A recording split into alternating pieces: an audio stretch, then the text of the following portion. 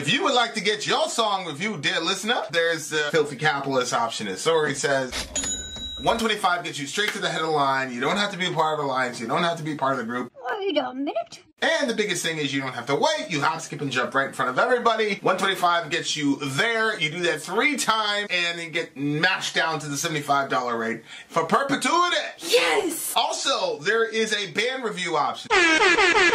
So if you've got a band and you're trying to get your band some exposure, hit me up at vinsori@gmail.com, and I'll show you the details about how to pull that off. You can also jump on Patreon, and there is a option on the tiers to be able to get your band reviewed. Yep. Obviously, we can't lie to you, so we can't guarantee a positive review. Get what you get. It's just rubbish. Rubbish. Rubbish. That's British for garbage. My favorite is the community option. $1 at the gate gets you in at Patreon. You get to join an alliance. The alliance joins their points together, and that helps determine what songs that we do.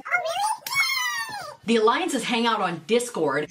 Message me on Patreon to get the link. And they do all kinds of other cool things. They do Minecraft, Dungeons and Dragons. Yeah. It's really a community within the community. Anybody can go on the village, facebook.com/Vin and Sori. There's 160,000+ people on the channel. What's cool about the Discord is that it offers a real opportunity for community connection, friendship, that type of thing. And it's on Discord, so if you're not a Facebook person, it's for you. You start off at $1. Right. Plus you get exclusives. Sori and I are working on a song. So the first 15 seconds of that was on Patreon. Also, at $15 tier and above, when we actually debut the video, they're going to be there live with us. There you are, dear listener. Buy merch. 7-year bitch, MIA. Viva Zapta. Middle Earth says Maya Catherine Zapta, August 25th, 1965 to July 7th, 1993, was an American musician who was the lead singer for the Seattle band The Gits. Zapta was murdered in 1993 while on her way from a music venue at age 27. Wow. Involuntary 27 Club member. Around 2 a.m. on July 7th, 1993, Zapta left the Comet Tavern in Seattle. Zapta's body was discovered at around 3:30 a.m. Jeez. She had been beaten, raped, and strangled. It is believed she encountered her attacker shortly after 2:15 a.m. What the fuck? Her body was not initially identified as she had no identification on her when she was found. An episode of the cable television show Forensic Files revealed that she was identified after the medical examiner, who was a fan of the Gits and had been to their concert, recognized her. According to the medical examiner, if she had not been strangled, she would have died from the internal injuries suffered from the beatings. The Seattle music community, including its most famous bands Nirvana, Pearl Jam, and Soundgarden, helped raise $70,000 to hire a private investigator. The funds dried up without any major breaks in the case, but the investigator, Leah Heron, continued to investigate on her own time. In 1998, after 5 years of investigation, Seattle police detective Dale Talman said, "We're no closer to solving this case than we were right after the murder." In 2003, Florida fisherman, how do they say this? It's not... Jesus Mezquia, I think. Who had come from Cuba in 1980 in the Mariel boat lift, was arrested and charged in connection with Zapta's murder based on DNA evidence. A DNA profile was extracted from saliva found in bite marks on Zapta's body and kept in cold storage until the STR technology was developed for full extraction. What the fuck is wrong with this guy? Was convicted in 2004 and given a sentence of 36 years. He died in a Washington hospital on January 21st, 2021. Yeah, fuck you, buddy. At the age of 66. As the Grits were making a name for themselves in the local music scene, they often played shows with their friends' band, 7-Year Bitch. Viva Zapta by 7-Year Bitch was released in June of 1994 as a tribute to Zapta. It's Zapata. Mia Zapata. Z-A-P-A-T-A? I'm sorry. Yeah, I'm sorry. Oh, God, that's awful. All right. That guy must have been, I mean, what, biting? I think she was biting. Was it bite marks on his body? No, it's his saliva was found in her bite marks. Oh. Bite marks on her. I mean, all right. Saliva found in bite marks on her body. Let's do the song. 7 Year Bitch. And the name of the song is Viva MIA. Zapata. No, that's the name of the album, I think. Oh, Viva Zapata. MIA. MIA is the song, okay.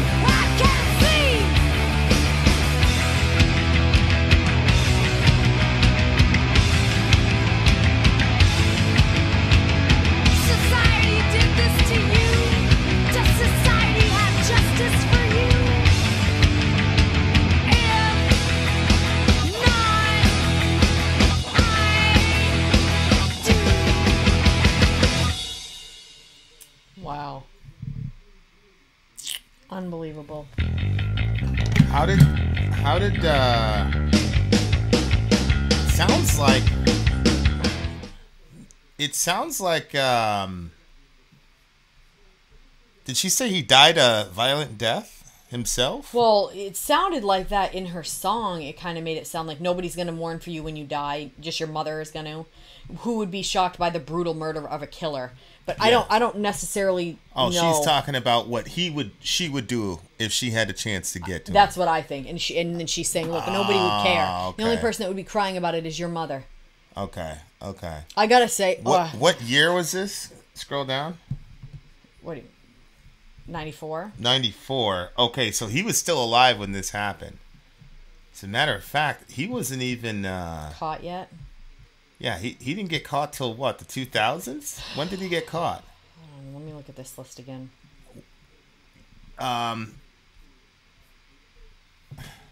Yeah, we're not in Patreon right now, Dan. He was convicted in 2004. We don't check emails during the stream, so we'll check the emails after the stream, unless like there's an emergency or something. He got caught in 2004, or he died in 2004. No, he was convicted in 2004, and he died in 2021. Okay. At the age of 66. Okay, they wrote this in 1994, so that means that he was 10 years away from being caught. So she was just singing it into the ether. She didn't know who the guy was. Yeah. God almighty. People are just... I guess he assaulted her in the back seat of her car or something like that. Just sick individual, man. Like, what?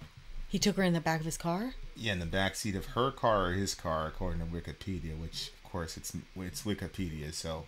Yeah, the information here said she was walking, and that's how he got her. One of my friends, I forgot what the name of the singer was, but... I guess she did a show, and then there's some guy that, like, he was doing the hitchhiking thing. She's like, "Oh, I'll give you a ride," and he assaulted her as she was giving him a ride, like.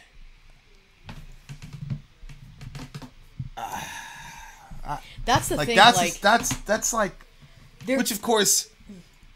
It's ridiculous. Obviously, if the guy's a horrible rapist, he's not going to go, well, you were nice to me, so I'm going to spare you. But it's just... Well, the weird thing is... I don't understand it. That guy, I don't remember what his name was, but he would wrap his arm like he had an injury, and then he would on purpose go looking for people naive enough to help him. And then he would just slide his arm out and assault them. And there was one girl that said she was leaving, and that he said, "Hey, my car broke down. Will you help me push it to the side of the road?" And he told her to get in and just to like steer, and he was gonna push. And she said that when she got in, she had a really, really bad feeling about it. And he was saying, it was really weird too, because he was saying like he could tell that girls were having like second thoughts and feeling like there was danger, but that they would push past that feeling to help him, and for whatever reason that was like his cue that that's the person he was going to harm. But she was like, she got that. These girls, right? Oh yeah, he'd assault them and then he'd kill them. Yeah, he'd bring home little things to his wife and stuff. Okay. She didn't know apparently what was going on. She from found the out girls years that later. he killed. Yeah, he took a necklace from. That's what ended up getting him caught. Well, his wife thought that his behavior was really peculiar because he was getting like more, like he would get like really like agitated and stuff. And then she said he'd be gone and she wouldn't be able to hear from him for a while. And then when he would come back, like sometimes he might have like blood on his shirt or whatever. Like stuff was weird, but she didn't ask any questions, and because she was scared of him, honestly. And then it ended up like she saw something in the news and the people were saying like this is what she was last seen with, and there was a necklace with like I think a green stone or something, and she was like, holy shit, that's the necklace he gave me for Christmas last year. And then she thought back and she's like, it was after one of his like manic whatever, and that was what essentially ended up getting him caught, I think.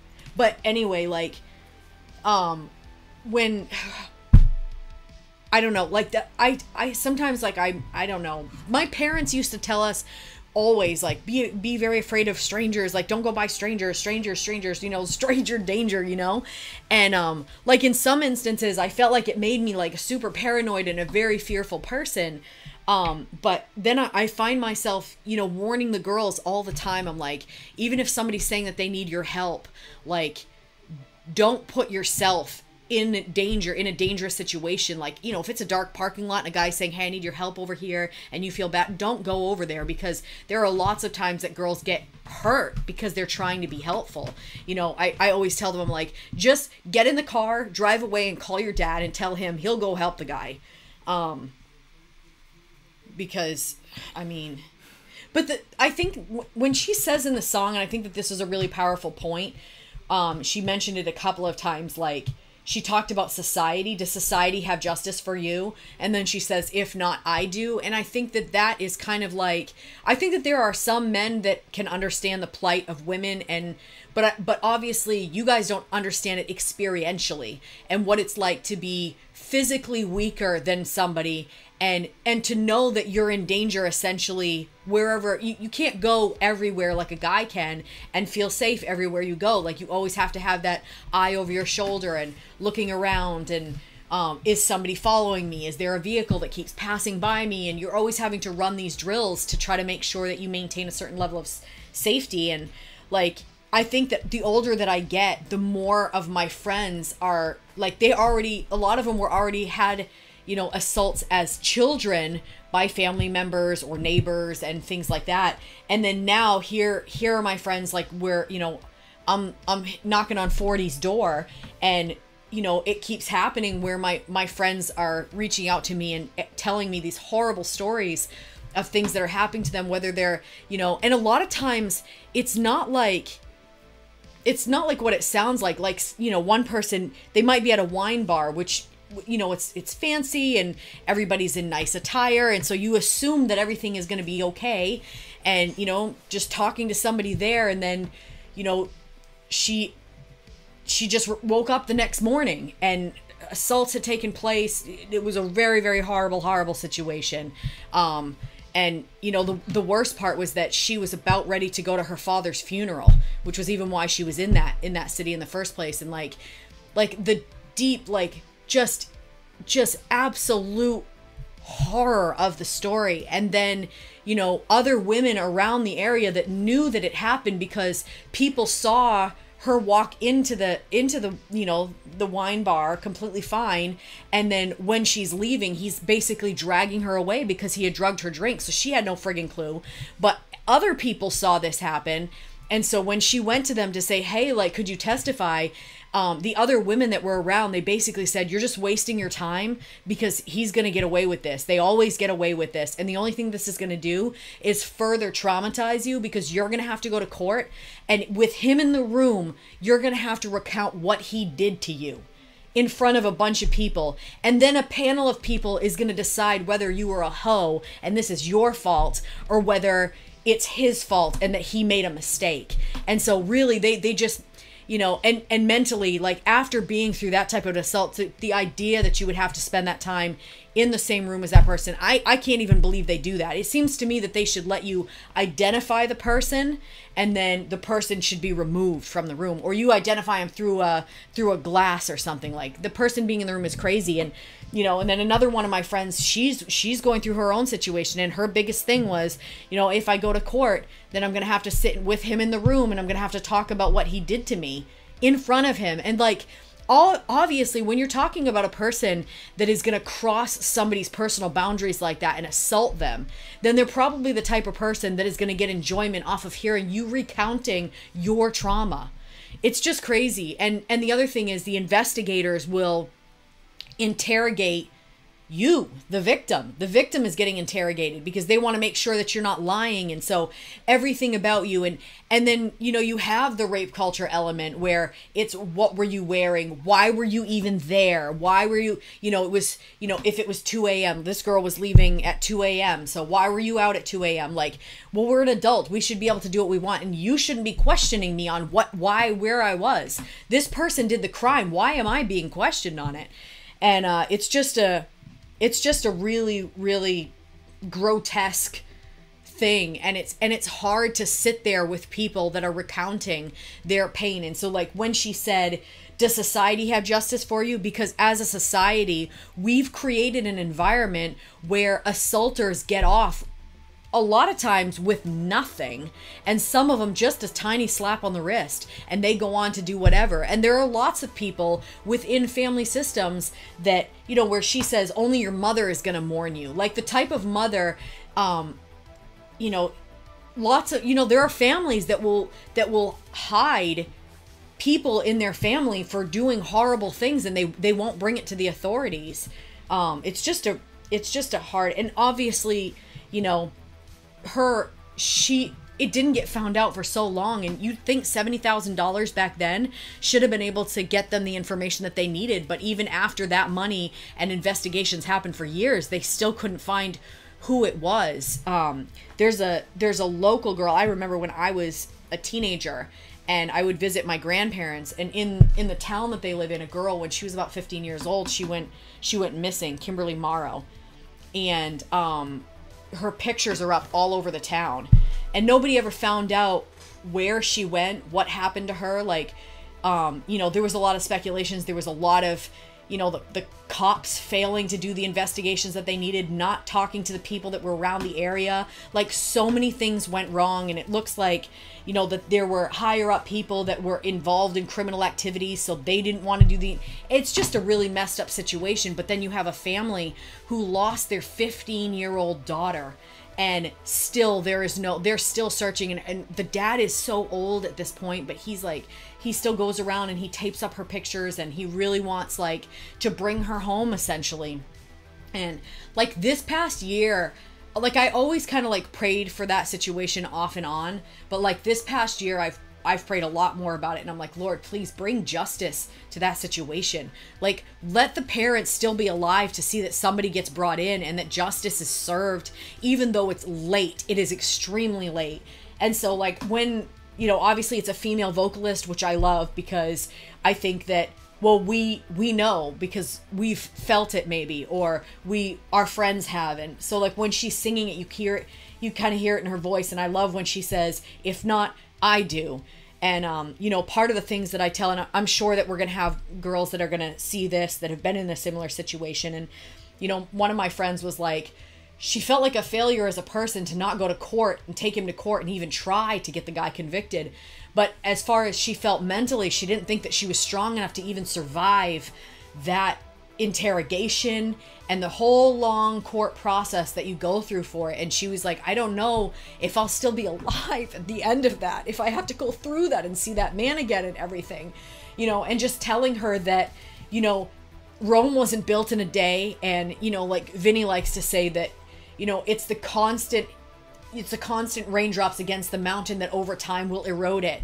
And so you may not feel like you can give it a big hit, but the Facebook post speaking out against it, the awareness, bringing awareness to it, and being that person that's there when another girl goes through it to say, hey, listen, I hear you, I see you, that wasn't your fault, all that stuff, to really help them work through the process of it. And, I told her, I said, you're going to do things with this. Now probably isn't the time for that. And, she shouldn't feel, because obviously if at the end of it, they let him go and nothing came of it, and she ends up dead, then he essentially really, really won. If she holds off on that investigation and she does things she gets the healing that she needs, obviously full healing, I don't know, after something that horrific, but over time, she's able to speak out and she creates different programs or whatever. And I firmly believe that her and I are going to work together, doing things in the future to help with that situation. But I mean, holy shit. There's a group in Egypt, and they were looking for somebody, and they went into this, it's kind of like a half suburban city. Anyway, there's this guy that had taken to assaulting girls at the school that they opened up, because they opened up a school for girls, and of course there are certain people that don't believe girls should be educated, so they wouldn't give up the name of the person. It basically, long story short, they were like, yeah, we've already got enough trouble here, you Americans are gonna, whatever. So folks were like, well, what trouble, what's the trouble? And they're like, well, we got this, and they were just throwing out, there's food, there were logistical issues, and then there was this guy who was doing this to these girls to basically keep them out of school, and it wasn't on the profile at all, but people went into OT and they found that guy and they killed him. He gets what he gets.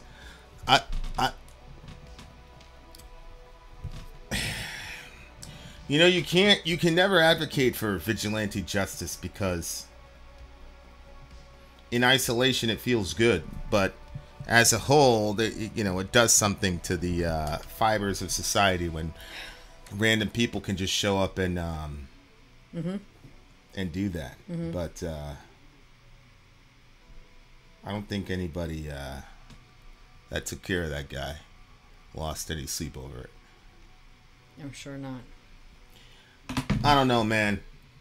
It's I'm gonna do this on Middle America, but the Southern Baptist Convention just released this giant investigative reporting, and it's like hundreds of these ministers that were documented criminals that the Southern Baptist Convention just moved to another church as they were assaulting these.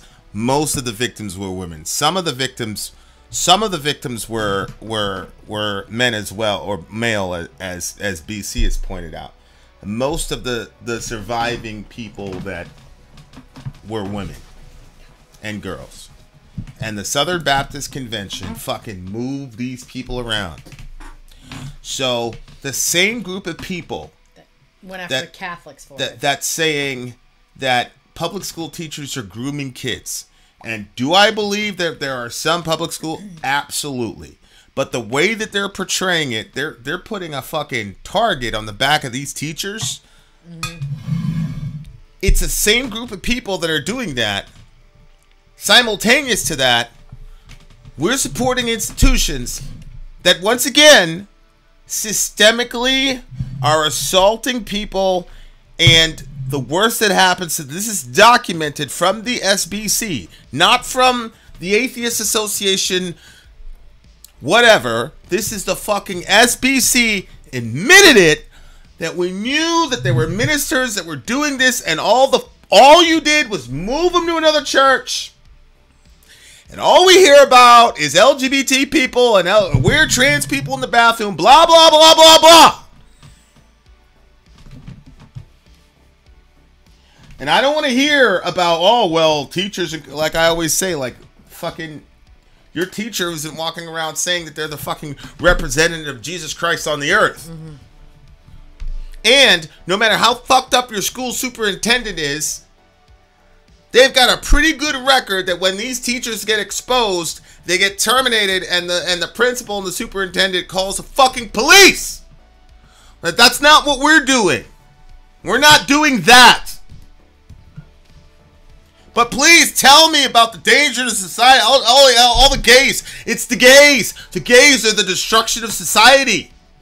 Oh, it's the gays. The gays are grooming these kids. Blah, blah, blah, blah, blah. It's all these conspiracy theories. I am sure there's probably some truth somewhere, but why are we going to conspiracy theories when we have an obvious fucking problem in our own backyard? Why?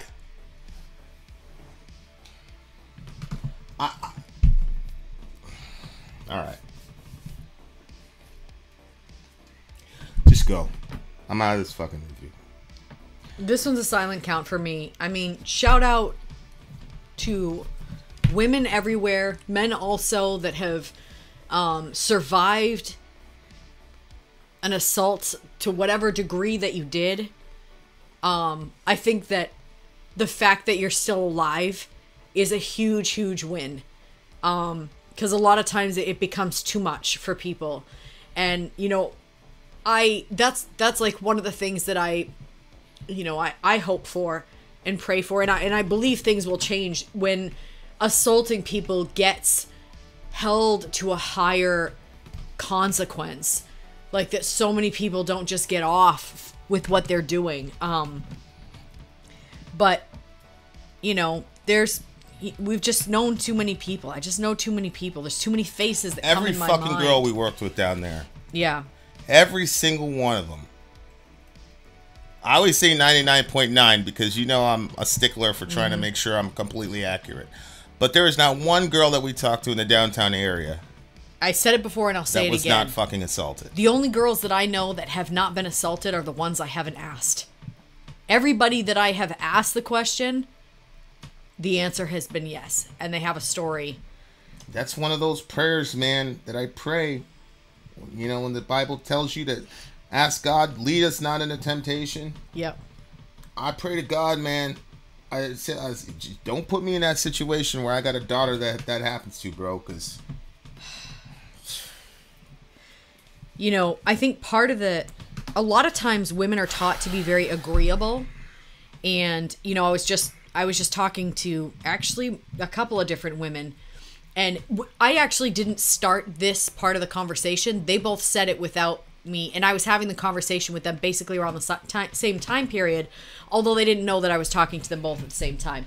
But they both basically said, you know what's really fucked up is that if I look back over the history of my life, I can list off time and time and time again where I felt uncomfortable with what people were saying or doing in regards to my body, and I didn't say anything. I just kept quiet on it, and then eventually this big event happened.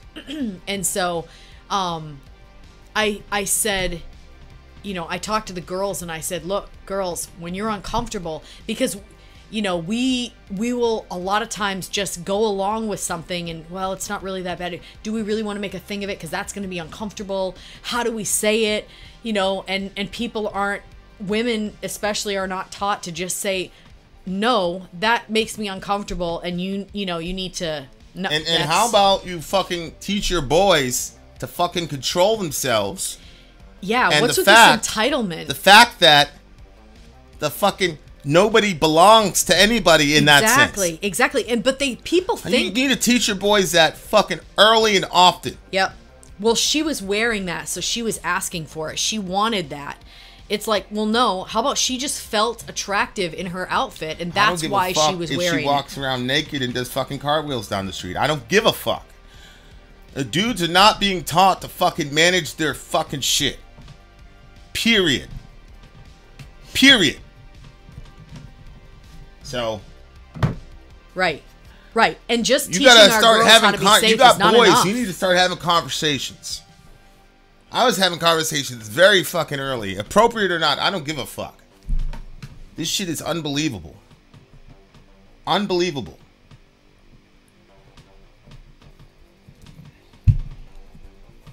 Oh man. All right, go ahead. Hey.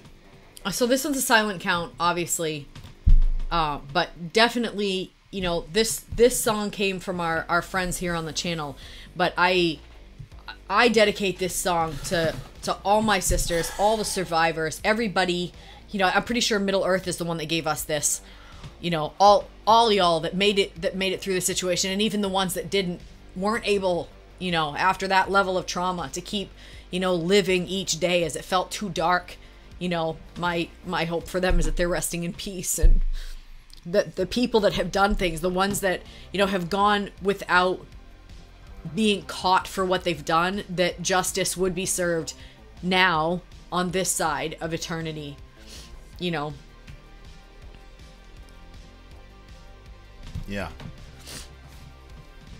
I mean, thank you, Middle Earth. It's a song we needed. It needed to be done. And every single time... I just got caught on a bad time, man. Every single time... I was having a hard time with that report. Whenever we do a song like this, we either get emails or I see it in the comment section where people are like, I needed to hear this.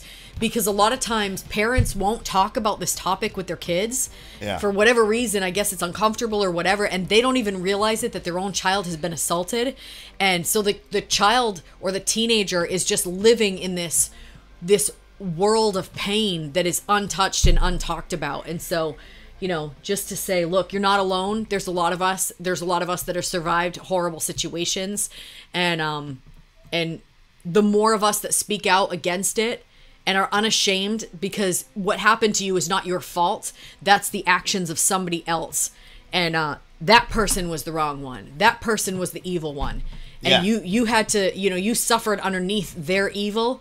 But you know, you're hearing my voice. You survived. You're here, and I'm glad. So silent count for me, obviously. Yep. Yeah. All right. We got more stuff on the way, guys. Look, man. It's songs in the key of life. And this is part of life, unfortunately. And it's ugly, but we can't look it away. We got to stare right in the face and fucking annihilate this shit from our culture, man. Yep. So. But right. I do. Then if out. not, I do. Just like the lyrics. Sorry, out. Go.